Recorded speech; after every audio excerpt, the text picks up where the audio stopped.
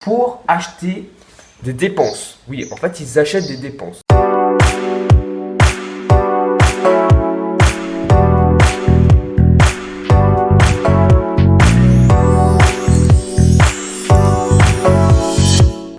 Et bonjour à tous et à toutes, bienvenue sur cette nouvelle vidéo. Aujourd'hui, on se retrouve pour l'épisode 3 de la série Riches Pauvres, où aujourd'hui, on va voir quelque chose que les riches et les pauvres ont en commun, mais que les riches utilisent différemment que les pauvres et que les pauvres utilisent différemment que les riches. Alors bien évidemment, quand je parle de pauvres, je parle également de mentalité pauvre, mais également de statut et de classe moyenne. Donc voilà, pauvre, c'est pas juste les personnes pauvres, c'est également la classe moyenne et c'est également l'état d'esprit que vous avez.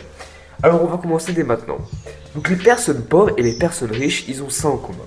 Ils ont tous, et ils utilisent tous des dettes. Après, c'est l'utilisation de la dette qui fait ou pas que, c'est une personne riche ou c'est une personne pauvre. Les personnes pauvres vont utiliser la dette, donc vont s'endetter, c'est-à-dire qu'ils vont emprunter de l'argent, par exemple 10 000 euros, pour acheter des dépenses. Oui, en fait, ils achètent des dépenses, mais ils ne se rendent pas compte. Donc, par exemple, 10 000 euros pour acheter une voiture.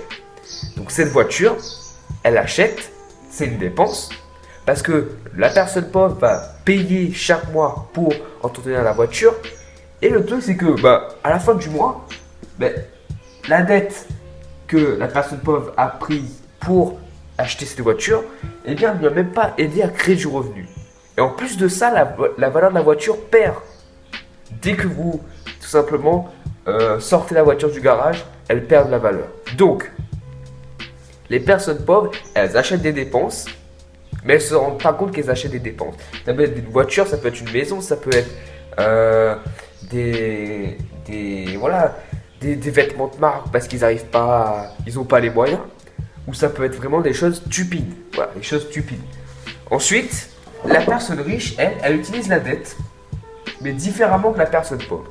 Elle va utiliser la dette pour tout simplement investir dans son business. Donc 10 000 euros par exemple, au lieu d'aller dépenser ça dans une voiture, elle va dépenser ça pour être plus connue, donc dans les publicités, également dans l'amélioration de son site internet, la création de site internet.